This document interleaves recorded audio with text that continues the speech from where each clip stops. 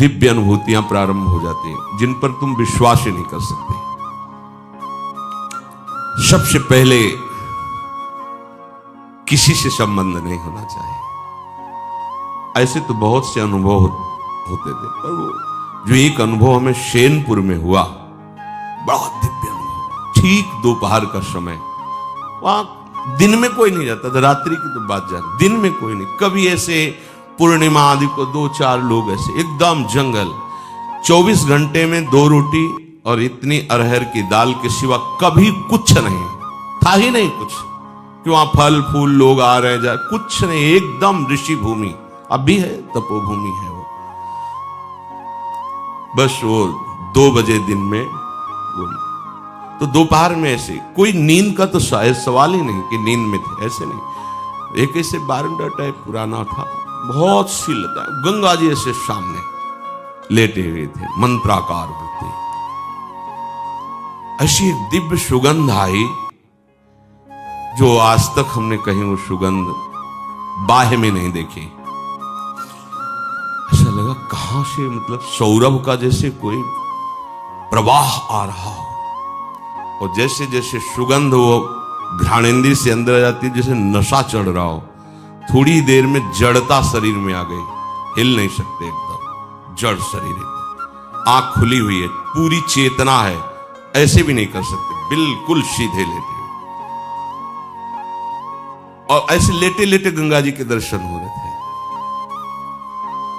एकदम आधा शरीर ऊपर कैसे, जैसे किसी ने उठा के बैठा, और देखा गंगा की धारा से एक श्वेत वस्त्रधारी, दिन है, खुली आंख है, कोई स्वप्न नहीं, कोई तंद्रा नहीं, श्वेत वस्त्र धारण के, श्वेत जटाएं ऐसे, और वो ऐसे चले आ रहे, देख रहे, आए और गोद में से सर रखा, ऐसे ऐसे कर रहे, मस्तक को इतनी हम कहीं इन्हीं के अंग से शौरावा, और कुछ बोले थे।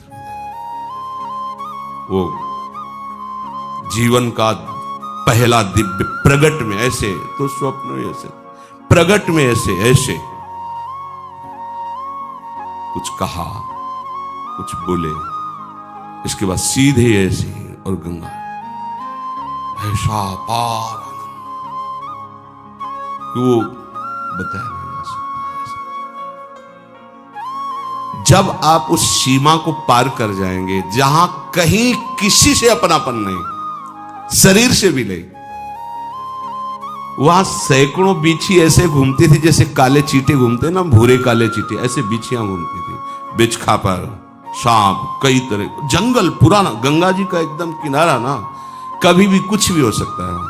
और 2 ही लोग, इधर हम लेटे थे, एक पंजीरी बाबा थे, वो दूर एक उनकी कुटिया थी, उसमें वो लेटे रहते, वृद्ध थे वो, पर बड़े तपस्वी थे, वहां कोई और टिक नहीं सकता था। अनुभव, अपनापन जब तक शरीर से, तब तक दिव्यता का अनुभव नहीं। हम बहुत अंदर लालायित रहे कि इनसे पूछे आपको का परिचय पे, हिम्मत, मतलब वो एकदम ऐसी जड़ता भाव थी कि हिम्मत ही नहीं पड़ रही थी पूछे।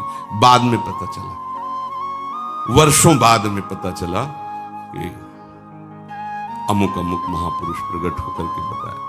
भगवान आकर्षण पैदा करने लगते हैं, भगवान आकर्षण पैदा करने। उसी के बाद फिर भाई जी महाराज राधा बाबा का दर्शन ऑफिस में हुआ, नेत्र के सामने ऑफिस प्रकट है, ऐसे भाई जी करके, ऐसे क्या जानना चाहते हो, ऐसे चश्मा ऐसे कर, और पूज्य राधा बाबा बगल में बैठे हैं। उसे ही प्रश्न किया था, श्री कृष्ण की प्राप्ति कैसे होगी? ऐसे देखे और बोले, जब श्री कृष्ण बन जाओगे तो श्री कृष्ण की प्राप्ति हो जाएगी। उस समय सही समझ में नहीं आ रहा था, और उन्हीं की कृपा, जैसे ये कब आप प्रभु का, तो बोले मनमयाहा तदात्मिकाहा तन्मयाहा, ये मैं न जान परे कान है कि प्राण है। जब कृष्णमय हो जाओगे तभी कृष्ण का साक्षात्कार होगा। फिर तो झड़ी लग जाती है अनुभवों की। वृंदावन तो चमत्कार का समुद्र है, फिर किसी को समझाने की जरूरत नहीं थी कि भजन करो, भजन आनंद प्रदान, ये सब बहुत, फिर वो तो नशेबाज हो जाता है। प्रभु के नाम का नशा, प्रभु की लीला का नशा। देखो, नशा कहने में लगेगा कि कैसी बात, आशा बसन व्यसन, व्यसन में नशा, व्यसन या तिन्ही रघुपति चरित होए तहाँ सुनहि। यही आशा है, यही उनका जीवन है और यही उनका नशा है। क्या जहां भगवत चरित्र हो रहे वहां जाकर उनको सुनना या भगवत चरित्र गायन करना।